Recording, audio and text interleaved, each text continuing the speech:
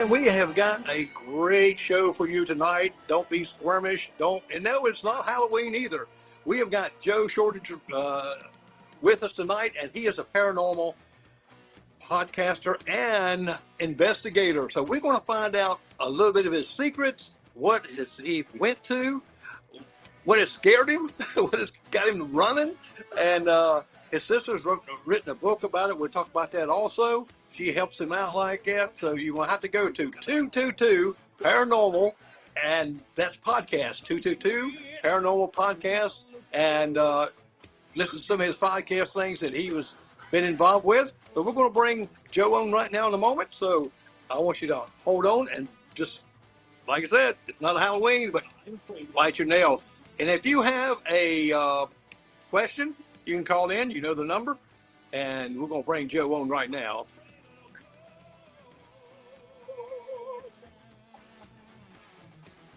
Hey, Jerry. Hey, Joe, let me bring this thing down here right here All a little right. bit. There we go. I just wanted to throw a little Ghostbusters in there with us. Hey, I want to thank you first off for having me on the show. This is awesome. I've seen a few of your shows, and they're really good. I mean, when I first was talking to you, I was thinking, wait a minute, I'm not a musician. I'm not. And then you were like, no, we want to talk paranormal. I'm like, let's do it.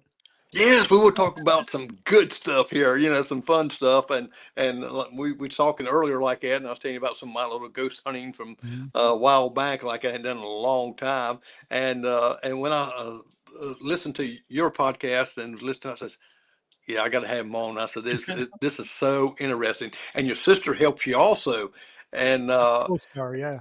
yeah, and Or I'm just co-host, I should say. yeah, yeah. Now, tell us where you're located at. We're out of Toledo, Ohio. Um, Pretty much in the center of the city here. I'm about a half mile from Michigan. So I'm not really a Michigander, but I'm close to the line. Oh, okay. Well, you're close to the line there enough to do it, and we know that Ohio's got some neat stuff up there. And Yeah. you travel all around the place for these ghost huntings, and tell me, how did you? Now, you are a great professional photographer, Mhm. and what got you in uh, ghost hunting? I mean, it had to be something that just clicked. My wife says I click all the time, but she wasn't surprised. But what got you started into wanting to do that? Well, I've always been into the like UFOs, aliens, stuff like that. Growing up in our house, my dad had a UFO encounter. So I was always interested in the UFO side. And my sister, now this is another reason why we started a podcast too, is I was always into the UFO side. And my sister was out ghost hunting at the Ohio State Reformatory with the ghost hunter crew. And she says, you like the paranormal, you like, UFOs and that. Why don't we do a show about the paranormal? And I'm like, okay, well, around that same time, my best friend Jackie, I basically say that we were psychic friends. We weren't lovers or nothing like that. We were, I would say, soulmates, but yet we were just friends. And Jackie had a double lung transplant. So she would have to go to Cleveland every year to get a test done. And she went to Cleveland to have the test done. And I get a phone call at the end of the night, and it was her sister and said, hey, have you heard anything about Jackie? I'm like, no. She says, well, she's on life support and they don't think she's going to make it through the night because during the test, something happened. So, me being the best friend that I am, I'm like, okay, just keep me informed. And I hung up the phone and I went home like, wait a minute. My best friend, now this was going to get into why I'm in the paranormal, but my best friend's in the hospital on life support. I'm going to go there.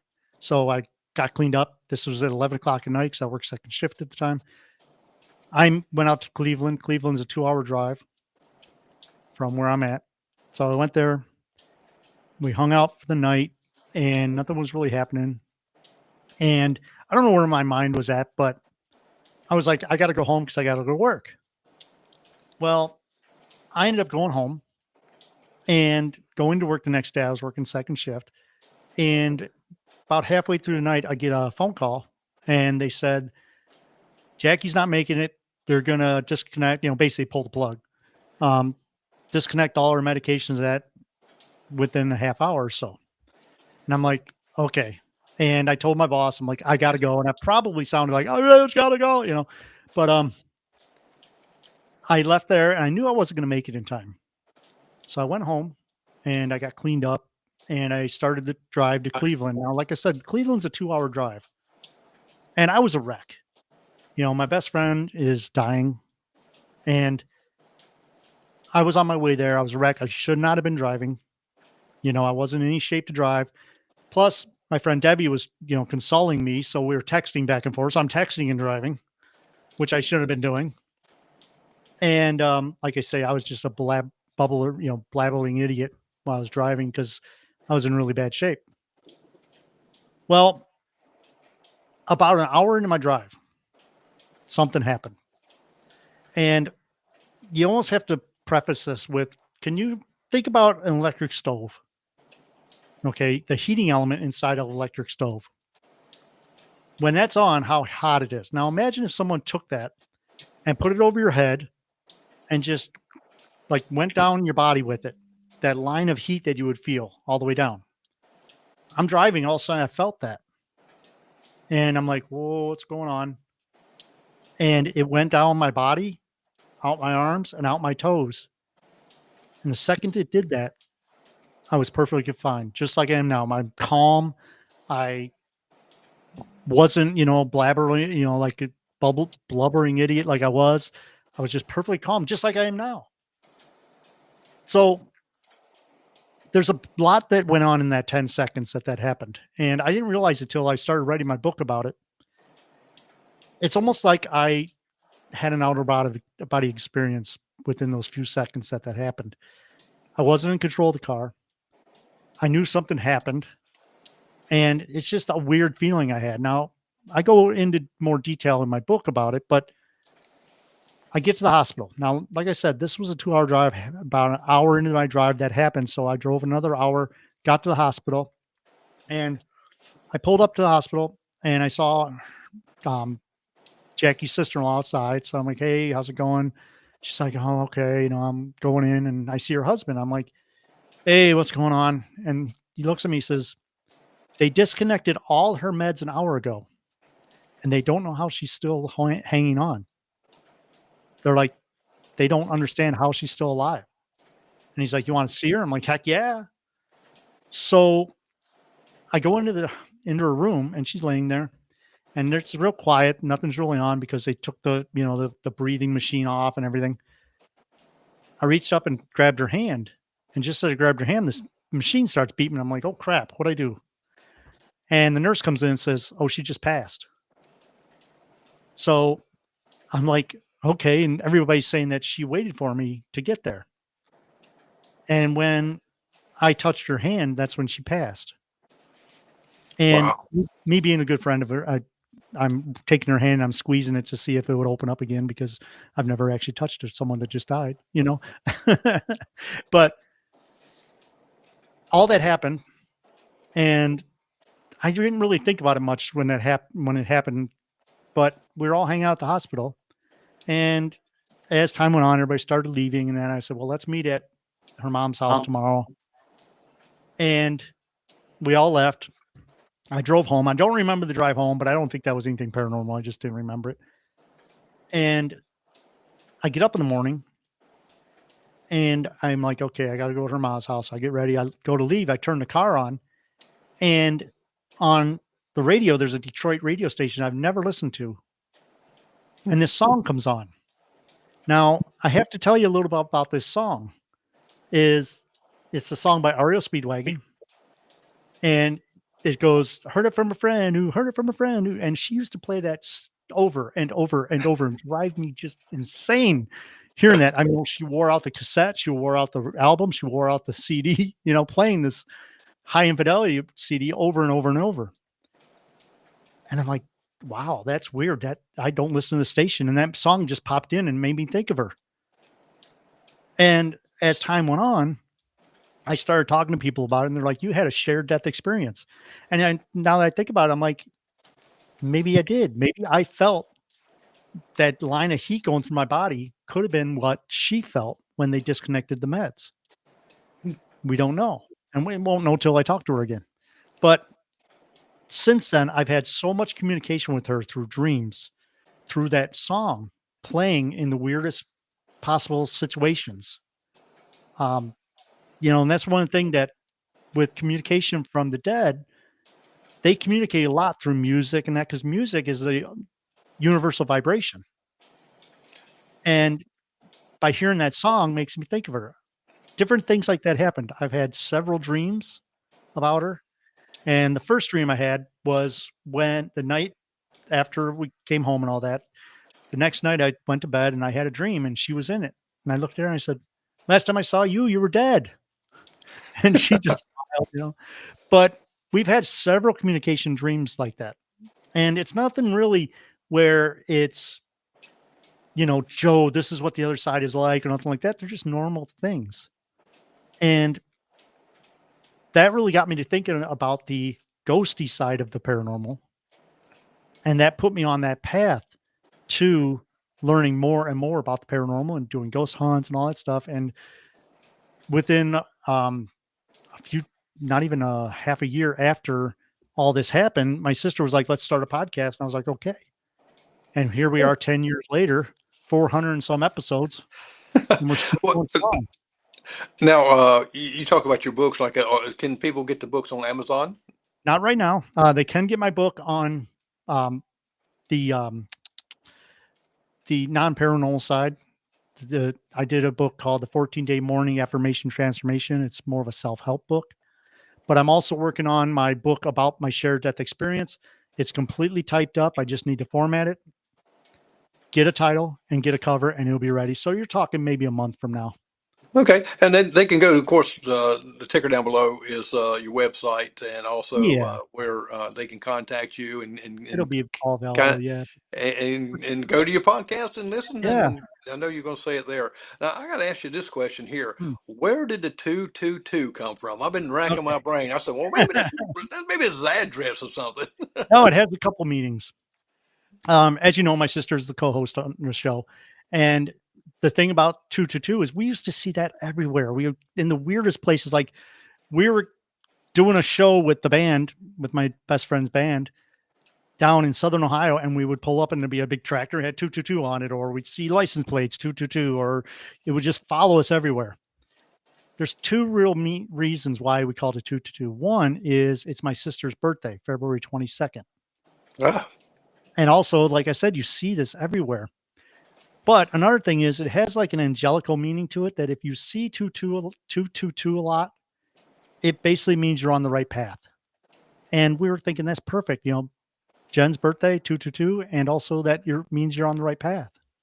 well, that's pretty neat. Mhm. Especially the birthday. We kind of uh, we got this number 103, which is Okay. our address number. Well, our Mhm. daughter's got an address number 103. Our son's got a 103.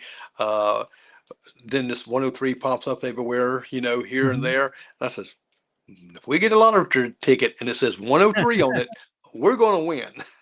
Well, I thought about this because there's a part of your brain that deletes everything. As humans, we're deletion characters. We delete everything. I mean, if we didn't, you'd go insane.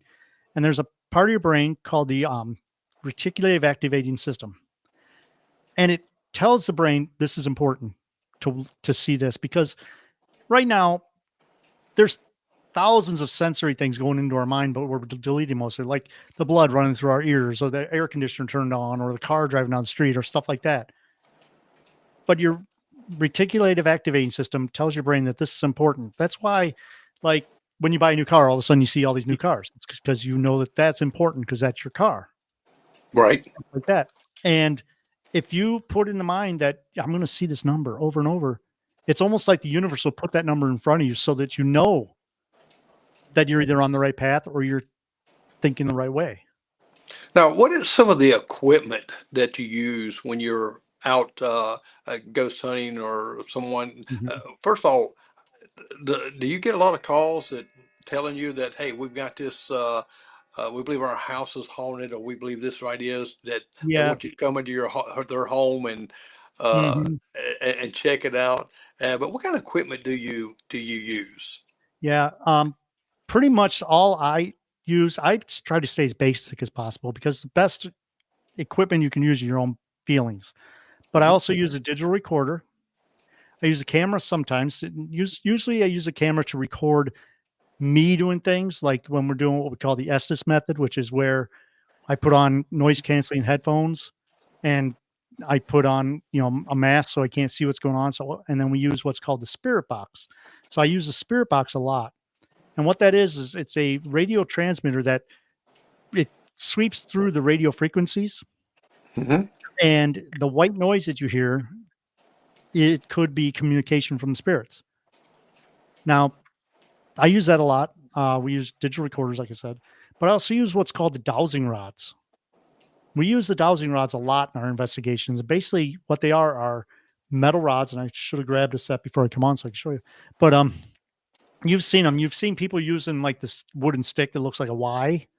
Right, Dowsing find and stuff water. like that. Yes, and we use the dowsing rods. We order a special blend of material that we make our dowsing rods with, so that they're more conductive. And I use those a lot where I'll ask spirit, yes, cross the rods, no, open the rods. What direction are you in? They'll point, stuff like that.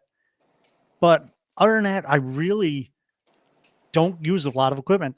We use what's called a REM pod, which is a proximity detector that'll detect electromagnetic um, in the air, which sometimes is when the spirits will get close to it, it'll light up, stuff like that.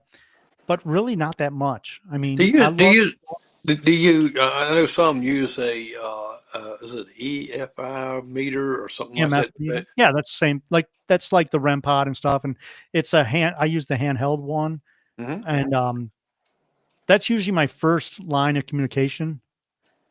I use that a lot, and different people use different styles. But why didn't I grab that stuff? I totally screwed this up. Um, but I use that to get my first communication. Then I'll go to like the digital recorder and I'll ask questions and stuff like that. I use the dowsing rods and stuff like that. There's other things that we use called the Ovilus 5. Now, this is a little box that has a word program in it, like 60,000 words programmed into it. And I'll use that sometimes, but I don't know about that much. I don't really trust it that much because you can rub your hands on it and it'll say different words. So I don't know. But some people like it, some people don't. But like I say, I just basically go in with very little equipment and I see how it comes out. Well, tell me this right here. Uh, Mhm. what was your first case of paranormal? What is the first time that you went out and said, "Okay, we're going here," and Yeah. tell us about your very first time uh, of going on a paranormal hunt to see. Well, the first time I went out, I didn't get any evidence at all. We went to a place called the Gill House that's in Galeon, Ohio, or Gay Lion, however you want to say it. But that's in Ohio. It's a location that the um the house was like three different houses that they built onto it. So this is a pretty good sized mansion. And it's called the Gill House because the Gill family built it, and there was supposed to be a spirit of an Indian that would come through Galeon, Ohio, and he would appear just as his face. But the night that we went, I didn't get nothing. So my next one where I actually had some evidence happen is at a place called the Collingwood Arts Center here in Toledo. Now, the Collingwood Arts Center is an awesome location. It's very haunted. We've had so much activity there. But the first night that I investigated there, which was basically my second paranormal investigation, down in a bathroom, I communicated with a little girl and I was getting responses, yes, no, and I would ask different questions about her. When did she pass? How old are you? Stuff like that. And I was getting great stuff there. That same night, I was sitting in the main auditorium about 3 in the morning and I looked up on stage and I could see blue and red, like balls, basically what we call orbs, Mhm. floating back and forth across the stage. And I'm like, this is cool. I can get into this. And had it stuff like that happen. That location me and my sister investigate a lot. We've investigated with a lot of friends. We've done a bunch of events there, and it's called the Collingwood Arts Center, but it is just an amazing place. It's very haunted. We've got a lot of evidence there. And well, I know the first time I was doing some of the ghost hunting, and I heard the sound or voice like that, and felt like you said, a lot of us your feelings that you feel. Mhm, Uh, and I'll ask you that too, because everybody's different the way they feel. mhm. Different things comes in, and the first time it's like I was just like so excited that I mean I had goosebumps all over Yeah. me. And what are some of the things that you feel when you feel something that's present or it's not normal? Yeah. I mean, you've heard of like the cold spots and stuff like that, where you're going along, all of a sudden this like a line of heat and cold, and you almost feel like there's something there. And there's a lot of people that say, well, just cold spots, but it's almost like the absence of energy. And that's one of the things I think cold spots are, is a spirit is there. And we know that spirit needs energy. I think that's why we feel cold spots, is because they're actually taking the energy out of the air. So I get feelings like that. Um, the hair that stands up, the electric feeling that you get. It's almost like you're out in a thunderstorm and you're almost about to get electrocuted. You get that electric feeling. Right, Um, you feel the energy where it raises your hair up, yeah, something on it like that. And yeah. I know And that's sort of you're like, talking about the absence of energy, which you feel some of the mhm, cold. And if people would think about that, the absence of light is dark, yeah. and so Mhm. it's kind of on that same concept. Yeah, and that's like shadow figures, and we could have a 2-hour conversation about that, but, you know, when I'm on a hunt or when I'm ghost hunting, because I don't call myself a paranormal investigator, I'm a ghost hunter, because I basically pay to play. I'm not on a team. I go to these locations by myself a lot. Me and my sister will go, we'll go with other people, we'll go with teams, but, um, I feel that when I am interacting with spirit, even like when I'm using dowsing rods, I actually start feeling like tingling in my hands from the electricity that's going through those dowsing rods. So you feel stuff like that. You feel like someone is standing next to you. You feel somebody staring at you, stuff like that. And yeah, you could feel that because you're alone in an old creepy building, but I think it's a little different. I think it's a different feeling you get. Now, And go ahead. oh, and I was going to say, and you also hear things that other people standing right next to you won't hear. Like I've heard voices and I'm like, "Hey, did you hear that?" And they're like, "No." And I'm like, "Well, is it in my head then?" But, you don't know. That's what And my wife would tell me. That's in your head. yeah, and you're like, "Yeah, it is." And something that my wife, when I was doing this right here, she says, "Don't bring them home with you." Oh, yeah. I said, "Well, I don't think they're looking for a place to stay right now." Nah. But think about it though. We go into these locations, we're all night we're saying, "Come talk to us, come talk to us, come in our equipment, do this stuff." And then the other night, if you just leave, they're gonna be like, "Well, you said to come with you," or something like that. Now, we talk about attachments, and attachments are a real thing. My sister, we were in Virginia State Penitentiary doing a ghost hunt, and a few days later, she calls me up and she's like, "I'm so pissed. I'm not." And she wasn't herself, and we 100% believe that she got an attachment from there. And what we did was we done tons of conventions. I mean, we used to do 2 to 3 conventions a month. So Wow. we were at a convention and there was an Indian shaman there.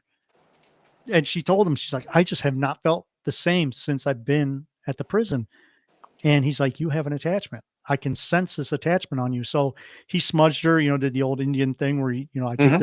I take the smoke so that I put the smoke in my eyes so I can see you better. I, put the smoke in my mouth so I can speak of you better, stuff like that. And she did this ritual with him and she felt a lot better. But attachments are real. And we always tell people, if you're going to do an investigation, even if you're just going to these places to do a walkthrough where they just say, hey, this is what happened here. Before you leave, you should say a prayer. And it doesn't matter if you're religious or that.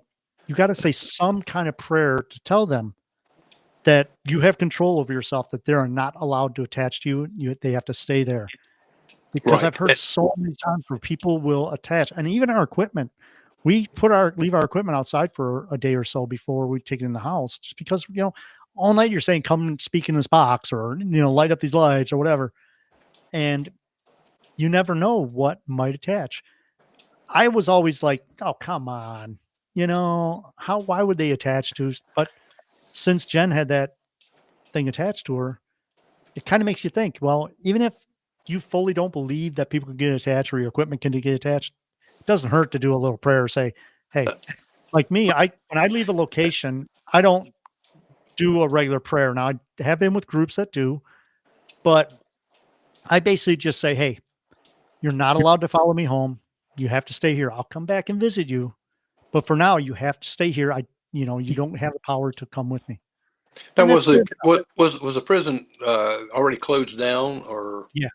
What it completely? is, it's Virginia State Penitentiary. Okay. It's in Moundsville, Pennsylvania, or Moundsville, West Virginia. And that's another thing too with the mounds. If you want, I could talk hours about those, but it's a very haunted prison. And I believe it was open till like the 1984. And even up till then, there was a room in the basement called the Sugar Shack, which Right. is basically, it was their um, lunch eating space, whatever you want to call it. Even up to then, there was a water fountain for the colored folks, and there was a water fountain for the white folks. And that kind of, I was like, really? In this day and age? And like, yeah, yeah. Yeah. But we have Because a small jail here that was mhm, built way back in years, and of course the sheriff and the family used to live in that jail. yeah, That was part of mhm, what they had to do, and it's been a lot of paranormal things happen in there yeah, when somebody here like a jail door slamming mhm, and things like that, and it's been people that's been hung there and things, and there's a lot of activity there. And now you and your sister, do you go out and uh, when people want to have you come in and speak in these engagement stuff? I think I've seen a yeah, couple that you and your sister's done. yeah. We are presenters. We just did one a few weeks ago in Jackson, Michigan.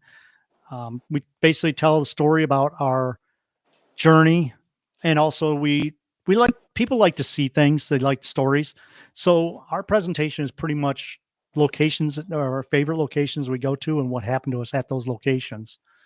We try to just squeeze the beginning of it, who we are, what equipment we use, and that within the first few minutes, because people want stories and they like Right. hearing our stories about the locations we've been to. So that's basically what our presentation is about. And we've had some really good feedback from the people in the audiences, and that we seem to be doing pretty good. Well, that's what like people love these stories because Mhm. because sometime in their life they have encountered something, and they're afraid to say anything because people Yeah. say you wacko. Just like in my home here, I always tell my wife, I says, "There's a lady in red here." She says, Mhm. "No," and I'll be sitting there and I see a glimpse of like that. She says, "Well, you see something?" I said, "Yeah, she just walked by," and I Yeah. said, "She ain't bothering it." No. But I hadn't seen No. her in a long, long time now. I think she was got a little jealous. My wife saying, "Hope she leaves." It's so funny because, like I said, we've done hundreds of conventions. Me and my sister go. We really cut back this year, but we've done so many conventions, and it's so funny when you meet people and you tell them, "Yeah, we do the podcast," and they're like, "Oh, no, no, I I don't believe in the paranormal. I don't believe in that." But there's always that person. They always say, "But there was this one time," and then they go on and tell that us a long story. You know, that's it. so everybody has a story. That they do. I've got some Mhm. pictures. Let's flash them up and let's All talk right. about these pictures and who's who. And this one I want to ask you about here. It's already in past, but it was this year also. Uh, this one right here, Yeah. Ghost of Rama. Ghost Uh, Ram. That's the one we just did in Jackson. That was a really cool event. Now, and now, when it goes wrong, is this where a lot of paranormal or ghost hunters and all they come to share their uh, their stories, or Yeah. What is that what? Yeah, what this is basically this was the same as most of the conventions that we go to. Is it was just a paranormal convention where you have vendors coming in selling their books. Um, they had people doing readings, like psychic readings and stuff, Mhm. and us doing our presentation. So people could come in and talk to like-minded people about the paranormal, see the vendors, talk to the vendors, and then be able to sit and listen to people tell their stories. I think there was 5 speakers at this event, Oh wow! and it was a really good event, really put on really well. And the thing is also when we go to these events, we also record our show at the events. So we interview people, whether they're speaking or whether they're the vendors or just somebody showing up, but these conventions are great because it gets people together and it makes it so that they're not afraid to talk about their experiences and stuff like that. Right, and then you learn from each other, Exactly. You're because always learning. you might experience something that they have never experienced, and vice Mhm. versa, or something that, oh, I felt that, but I didn't know what it was. So that's great. Yeah. Now here's now the one on the right. Would you go inside? I'd go there and Oh, sleep yeah. there in a minute. Oh, heck yeah. I tell you what, a lot of people say that, "Well, would you go inside there?" I'm like, "Yeah." That's one of the cool things about what we do is we get to go into places that, people can't normally go into, and I would definitely investigate that place. Um, Oh, I would love to. I would. You're crazy. You would? Yeah, I would. 'Cause I've seen things even on Facebook. They put up there says, "Would you spend a night here for $10,000? Show me the Heck money." yeah. Yeah. First, I'd probably say, "Oh, I don't know. I don't know. Maybe you should give me the money first, and then I'll tell you." Oh. Yeah, yeah. You could kind of like, oh, I'm so afraid. Mhm. Now let me tell you a little story about the other house. This Yes. is the house. Now we do a convention at the Ohio State Reformatory, which is a huge prison in Mansfield, Ohio, and we do the convention there. So we rented this house. It's just south of Mansfield in another little town, and we rented it because it's old Victorian home. We were like, heck yeah, we'll rent this place. Beautiful, beautiful house. And bonus, right behind it is a cemetery that has a lot of people from the Revolutionary War in it. So Oh, I was like, heck yeah, because every time we go out of town, we always end up at cemeteries anyways. So we rented this house and we were there with a few other friends. We all got together and we rented it. And through the middle of the night, now I didn't hear it because I was in a different bedroom, but our friends were like, who the heck kept getting up in the middle of the night and going in the bathroom and turning the water on?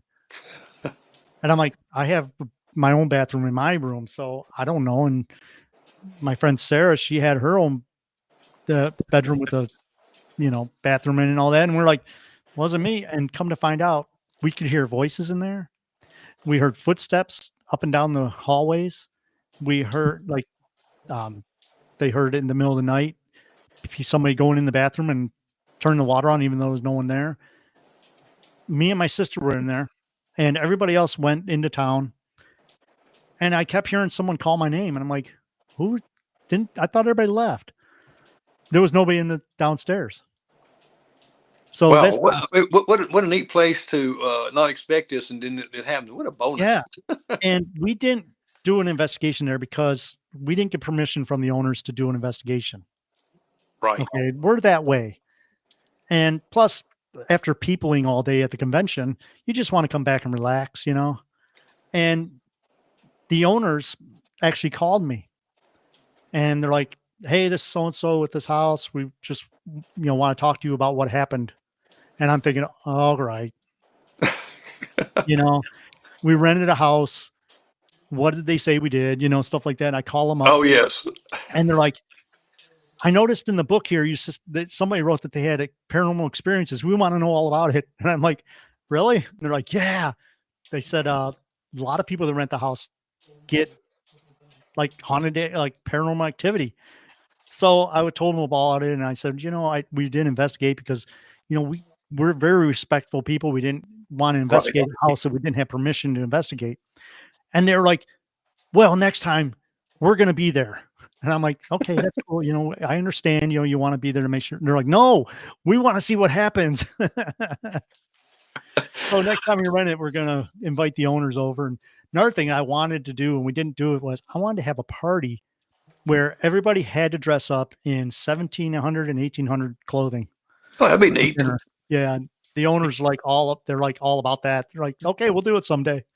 Yeah, But yeah, you that's never, real neat. you never know what's going to happen when you go into the locations. Oh, now, And that's some with strange guy over here on this one on the yeah, left. the goober alert. But you never know what's going to happen. And the thing is, I think that things happen because they understand that we're into it and we're open to it. Right. Mhm.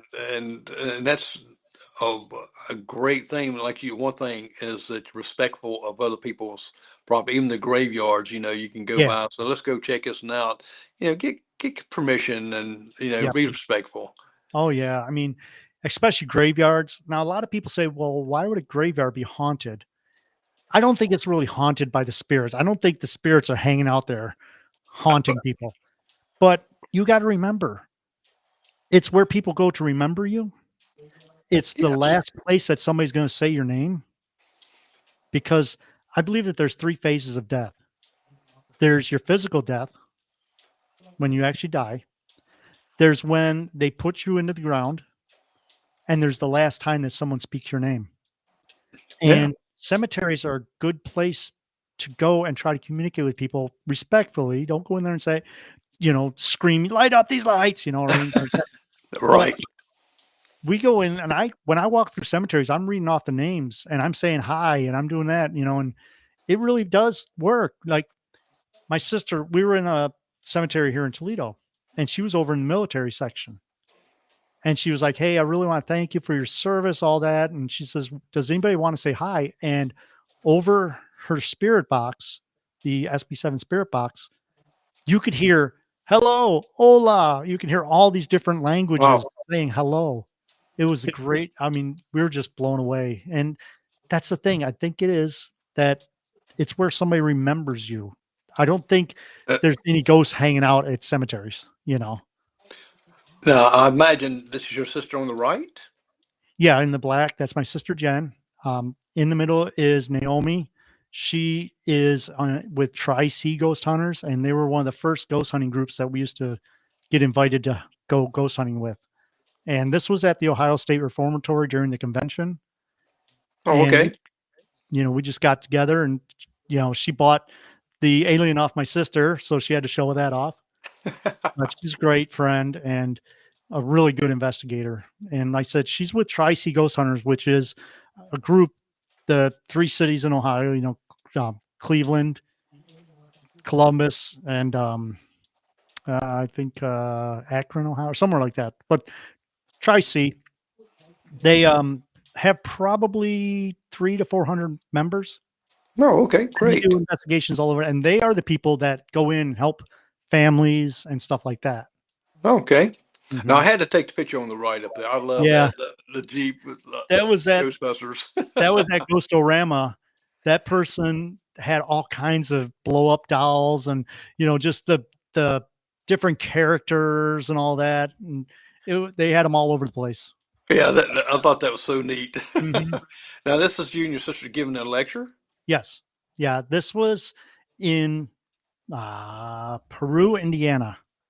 We were doing an event down there, and we were speaking, and it was a really good event. It's funny because where the stage is, if the camera was the other way, you would see a lot of the vendors selling stuff.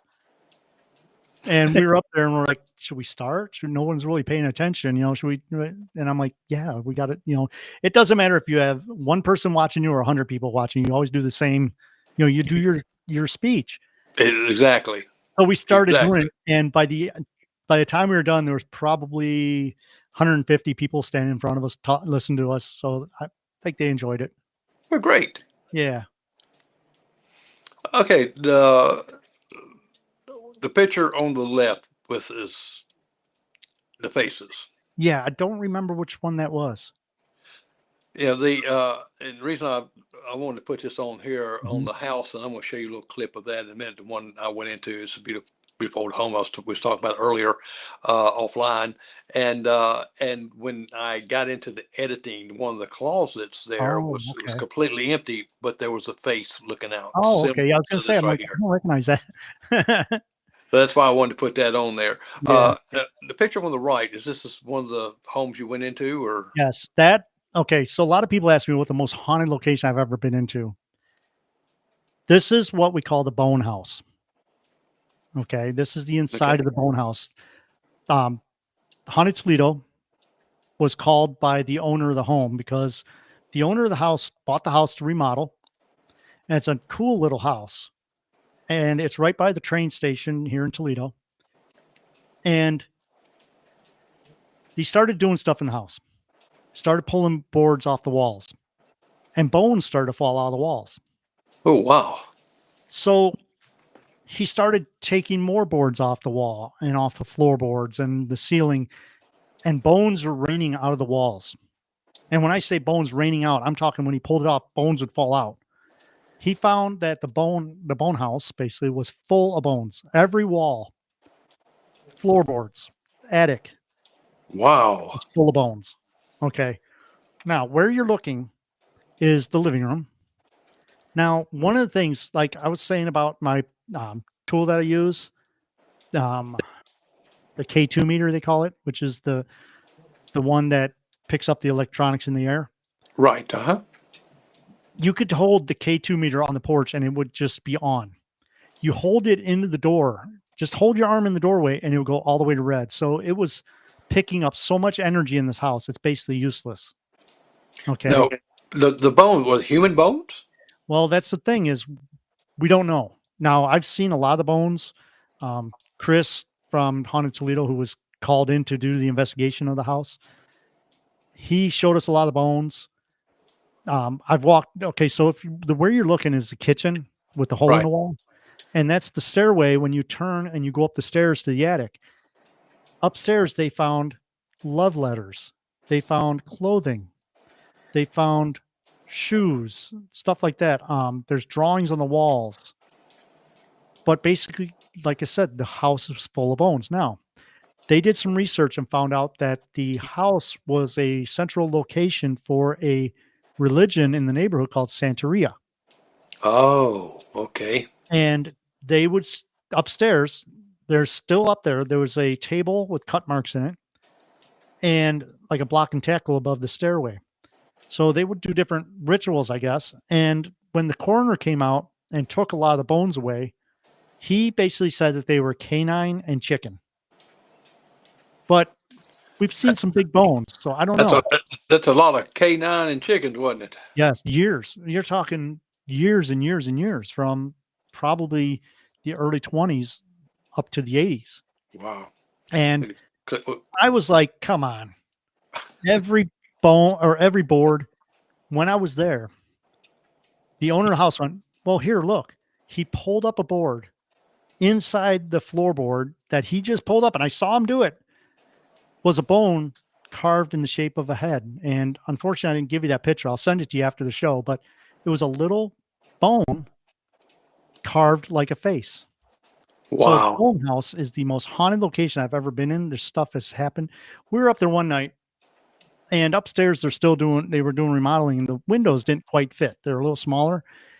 And I'm like, I'm surprised there's no bats. Just as I said that, a white bat, big, real big, flew over all our heads, scared the crap out of all of us. Thing is, we don't have white bats. It wasn't a dove, wasn't a pigeon. We all saw it. It was a bat, and it disappeared. Was it spirit? We don't know, but we had anything you can imagine happened in that house. Shadow figures, voices, all that. My sister saw a full body apparition of a girl kneeling down in the corner like she was praying. Wow. Yeah. And right now the house is now not available for any investigation. The owner doesn't allow people to go in there because someone bought it. Uh, man, uh, I hope he's explained it to the ones that bought it. Yeah. Well, that's the funny thing. My sister knows the guy that bought it, and he's fixing it up because they're going to work on the railroad station here in Toledo. He bought it to make it into a communication center for the people working on the train station. And he was like, "Yeah, I bought this house on Newton Street." And she's like, "On Newton Street?" She says, "The Bone House?" And he's like, "The what?" Like, Oh "The Bone no. House?" And we told him all about it, and he was like, "Oh my god." Oh, now is this friend that helped, or just someone that you met at a convention? This is my friend Sarah. Sarah Okay. owns Paranormal XL podcast. She also owns the XL Network, which is a network of podcasts. Um, I was doing a convention, and Sarah came running up to me, and she's like, oh my god, Joe, oh my god." I'm like, "Hi," and I'm thinking, "Who's this?" And come to find out, she listened to our show. She loved podcasts, and she says, like, I don't know, but she says that because she listened to our show, she got into podcasting, and me and her became really good friends. And she's an awesome person. She puts on an event um, every year at the Stimson Hospital. She has a convention there that she puts on now. She has the Paranormal XL Network, where she has her own paranormal talk shows. Well, great, Hmm. great. And this is, I guess, was a booth you set up. Yeah. Yeah, that's our normal setup. You can see the microphones. We actually invite people on, and we record interviews at the events. And this one was at the Ghostorama. And basically, we set up the same setup every time. My sister sells her book. We sell our dowsing rods, stuff like that. But mainly, we use it a lot to get interviews for the show. Well, that is a cool setup. Yeah, very Now this simple. now this was the prison we was Yeah, talking about, correct? that's the Ohio State Reformatory. They have a convention there every year, and it's a great event. Everybody from the TV shows are there. They have I think they had 80 some vendors last year. Wow. Plus, they have a car show go on. And the neat thing about it is when you go to the convention there, and it's called Parapsychon, but when you go to the convention there, you pay to do the tour. So you're only paying to do your self-guided tour, and then you get to go to the convention. So you get total reign of the building. You go anywhere you want in the building. And the Ohio State Reformatory is huge and extremely haunted. Yeah. Wow. What a great way to utilize a standalone building instead of just letting it waste. Yeah. Yeah. Well, we're going. And you speaking of your sister's book, let's do a little plug for it right here. Hold on a Yeah. second. I got them. I'm gonna get them. Did you know that Ohio is considered one of the most haunted states in America? Author Jennifer Shortridge takes you deep into the supernatural stories of all of Ohio's 88 counties in her new book, Ohio, The Haunt of It All, available on Amazon. With over 25 years of experience as a paranormal investigator and host of the 222 Paranormal Podcast, author Jennifer Shortridge brings chilling tales of ghosts, witches, and eerie encounters to life. Are you ready to face the ghost of Ohio? Then order your copy of this amazing journey through Ohio's most haunted places. Ohio, The Haunt of It All, from paranormal investigator and author Jennifer. Did you know that? Well, somebody was kind Yeah. of echoing or something there. I don't know why that was. It's because it's Uh, spooky. Yeah. yeah. I want to share this video also right here because and we're going to talk about this one Mhm. when it gets through here.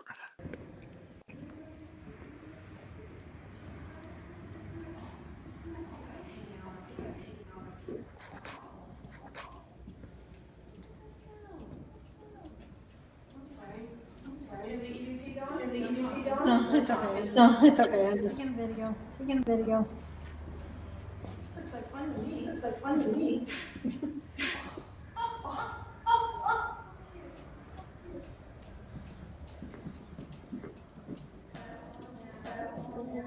Holy cow. Holy crap. Holy crap.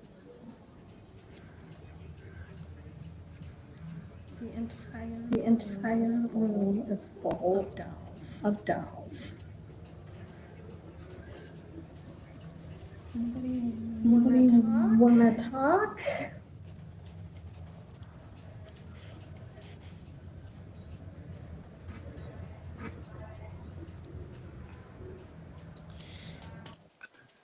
Now, where's all these dolls at? That's at Post Town Elementary School. It's a haunted school, and I can't remember the exact location of it, but that was at a place called Post Town Elementary, and they collect dolls. I mean, can you imagine waking up if it was a bedroom, but that was a schoolroom? But if can you imagine waking up and seeing that? Well, speaking, that's the reason I want to show this right here. Is because I collected some dolls. Hmm. One that was in this attic and it's like 4 foot tall, and you can position the leg to walk if you want to. It still had the original tattered clothes on it. And it was been in this attic for like probably 75, 80 years, something like that. Hmm. And I happened to be in there, and the guy says, "Well, you can have it." So I brought it home, and I have to keep the doll hid Yeah, uh, because they know where it's at in the closet. The grandkids come over, they will not open that closet door yeah. and because it's really really spooky, and I've done some little videos with them, just spook, just kind of a Hmm. horror little things that I did, and I had all the dolls. One looked like Chucky, and had several of the old ones sitting there, and I had this crazy music going on, and all of a sudden this big loud thing comes up, and the candles was going, and when they showed it back over, seen the doll over there had a knife with it to the other one's throat. I mean, just kind of weird, just I was Hmm. doing that, and when I do stuff like that, my wife goes nuts because little horror stories, and especially when I put the music and stuff, she has to leave the room. Yeah, But I just seen that. I says, "Gosh, that was neat. I'd be wanting to take some of them home." yeah, yeah. We did the investigation there that night, and that room was interesting. We did get a lot of activity out of that room, but I didn't see any dolls move. I didn't hear any dolls talking. Well, maybe it was a good school. Hopefully, Yeah. no bad karma there. And I'm going to show you this little clip. It's my clip there that All of right. this house I've been telling you about. It's unfortunately tore down now, but it's a little promo that I did. I'll just show a few seconds of it here where you can see it. Hold on a second.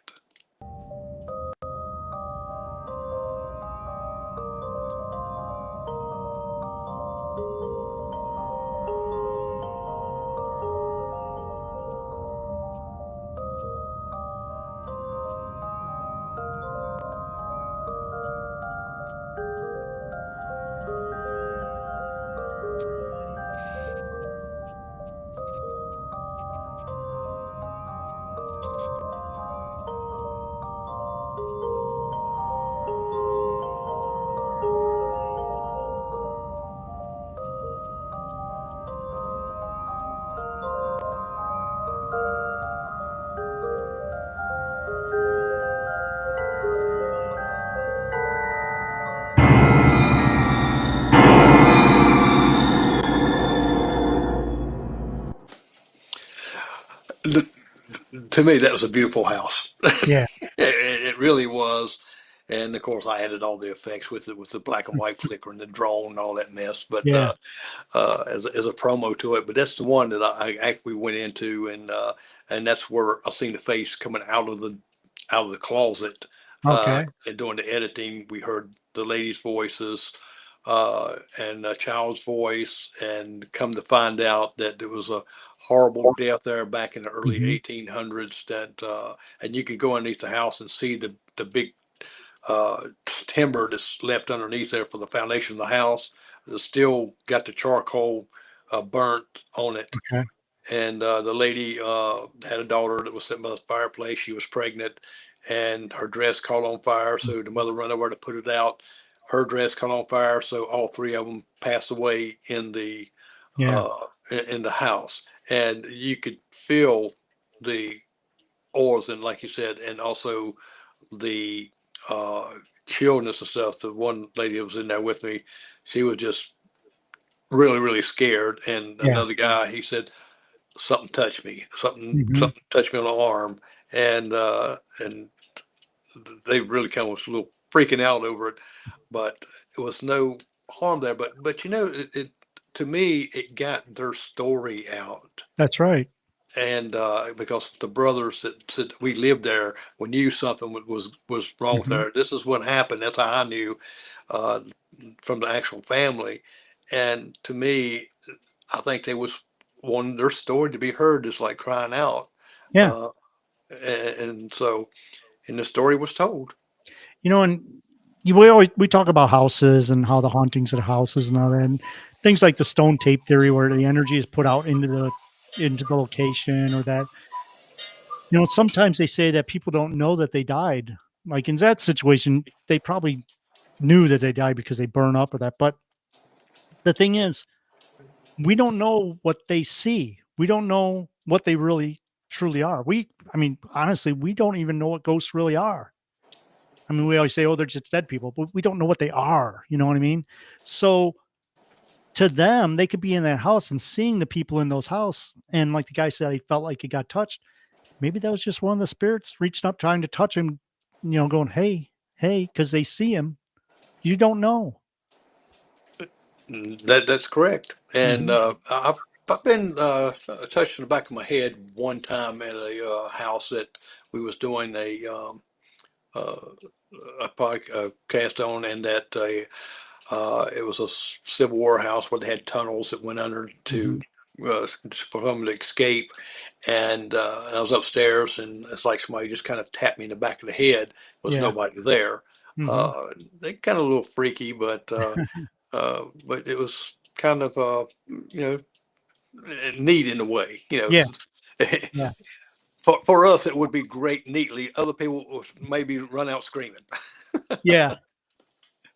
Well, Joe, Yeah. it's the top of the hour, and I really appreciate you coming on and telling us about your experience and telling us about.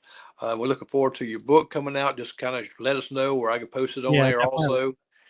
And I hope you just go out and you and your sister and really get heavier and heavier into more of the ghost hunting like you Oh, yeah. really desire to do. Hmm. Yeah. And if any of your viewers or listeners would like to check us out, like I said, we're 222 Paranormal Podcast. I do the show with my sister. We're available, valuable. We're available.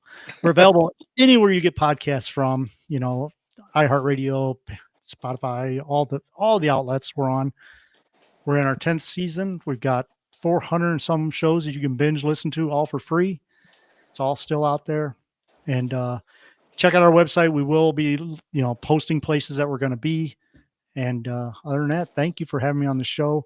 Check out my sister's book. It's available now on Amazon.